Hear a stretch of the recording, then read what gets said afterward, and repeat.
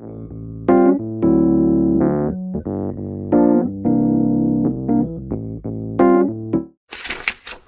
everybody, Dan Kent. This is the second episode of Dan Kent Can Read, and this week I want to take a look at Dear White Peacemakers by Osheta Moore, and the subtitle is Dismantling Racism with Grit and Grace. I was lucky enough to get an advanced copy of this. It wasn't even a copy, it was a PDF, and I took that with me to Florida, and I read it on the beach in Florida in the winter of 2021, and I have to say that reading a book on a beach with like ocean breezes and a tasty beverage within reach, it might create a bias, in my opinion, of this book. Just giving you that right now. Also, Osheta is a friend of mine and a co-laborer at Woodland Hills Church. So I have lots of potential biases in this book.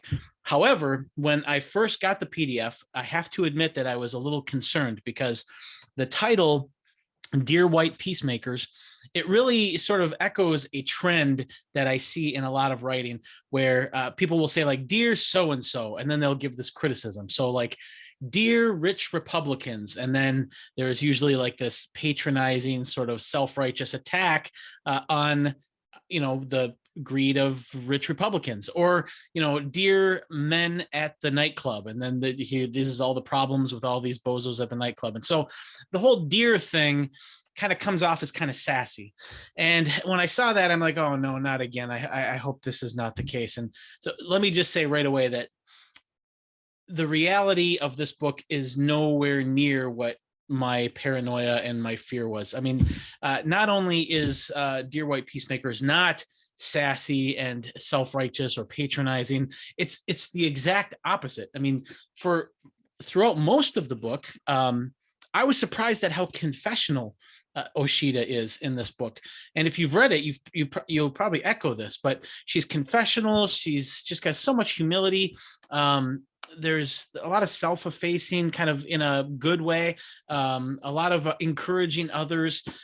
She says here on page 84, and this really is sort of like a principle that she takes as she's kind of wrestling through all of these things, but she says, I will not allow white supremacy to turn me into a bitter and afraid person toward white people. And absolutely, she nails that throughout. She doesn't express any of that type of bitterness.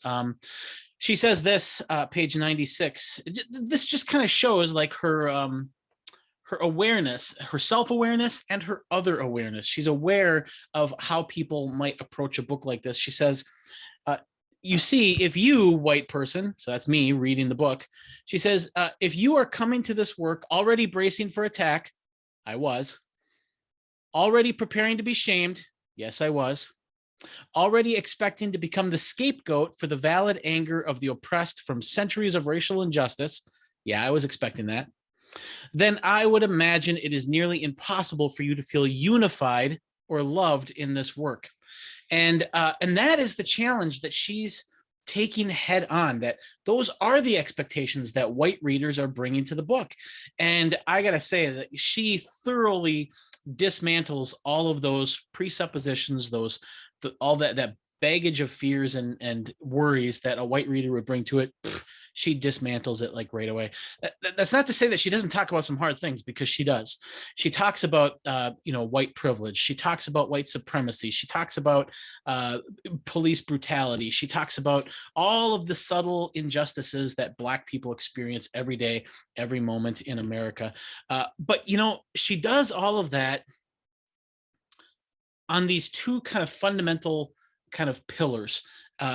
The first one is that we are each beloved image bearers of God. And number two, we all belong to one another.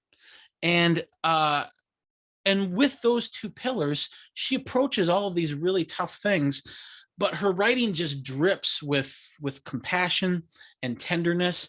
And I mean, I feel like any page I open up to, I'm going to find something. So here's page 42, for instance. Yeah, look at this. Come out from hiding and come on in, my friend. I'm tired of playing this game where you're always on the losing end. We have much to talk about. Isn't that beautiful? She's talking to her white reader. She says, "Come in. I'm tired of you being on the losing end. We have much to talk about." And just that olive branch for communication. Here's another one, page 106, I think is one. I think it was 106. Oh, yeah. This is in a letter that she writes to Satan. It's awesome. She says, "I love my white brothers and sisters too much, Satan, for you to have them. They are glorious." And just that dedication to unity, even though, yeah, we have some serious stuff. She talks about some serious problems between white people and black people and all of that. But she's uncompromising in that unity, and she does just a beautiful job with it. And really, as I think about like the call of the kingdom of God, and what Paul says, that in God's kingdom there is neither slave nor free, Jew or Gentile, male or female, black or white, whatever.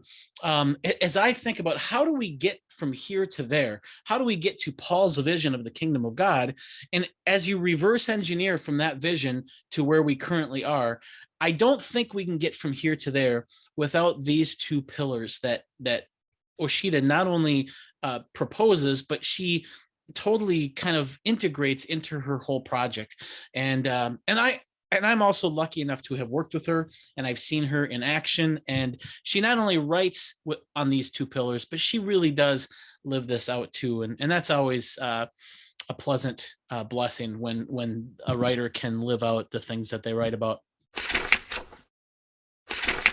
In conclusion, Osheta's book is convicting, it's comforting, and it's really, really super creative. Really, it feels like you're hearing really hard things, and there are some hard things, especially for white ears in here. But it's like from somebody who is a good friend, and you're at their house, you're sipping good tea, you've got good snacks, and in the process of talking about these really hard things, you have a few good laughs as well. And it's really hard to capture that type of feeling in a book, but Osheta really pulls it off, in my opinion. However, her creative kind of approach to this, in looking at some of the negative feedback on Amazon, and almost all of it is positive. I mean, I think she's got like 300 reviews, and almost all of them are 5 stars. But in looking at like the 2 or 3 people who were critical, they were critical because they had a hard time getting into it. And I think the reason for that is because Osheta doesn't write this linear book. It's not like, here's my thesis, here's supporting point 1, here's supporting point 2, here's what my critics might say, here are my responses. It's not like that. It's really more of a mosaic of writing and ideas and concepts. And she has in here, she's got prose, she's got stories, she's got recipes, she's got probably song lyrics, I think. She's got a letter to Satan. I mean, just all of these different approaches to attack this issue. And I think that's important ultimately because, well, I mean, we're just so good at building up defenses and living in denial about things. We all have traumas that guide our behaviors that we don't even know are guiding our behaviors. We all have privileges that we don't even know we have. And we've got reasons for protecting ourselves from understanding those things. And in order to get at those things, which we need to do in order to grow, I think we really need to kind of be surprised, and we need things to come in from the side. And my wife Barbara always says, Dan, why don't you just go through the front door like everybody else? Why are you always trying to climb in through the window? And it's because I like to try to approach things from the side and in creative ways as well. And I always tell myself, going through the front door is probably easier, but you'll never catch the devil by surprise going in through the front door. And I think Osheta definitely echoes that approach in this book. I guess in summary, normally I don't say this, but I think my review really does say it best in terms of my opinion about the book. And I just say that, there's a lot of books that have filled my head with knowledge and opened my heart and mind to the realities of racial injustice, but very few books on racial justice and reconciliation have given me hope. And Osheta's book, more than any other book on this topic, has given me hope. Great job, Osheta. It's a masterpiece.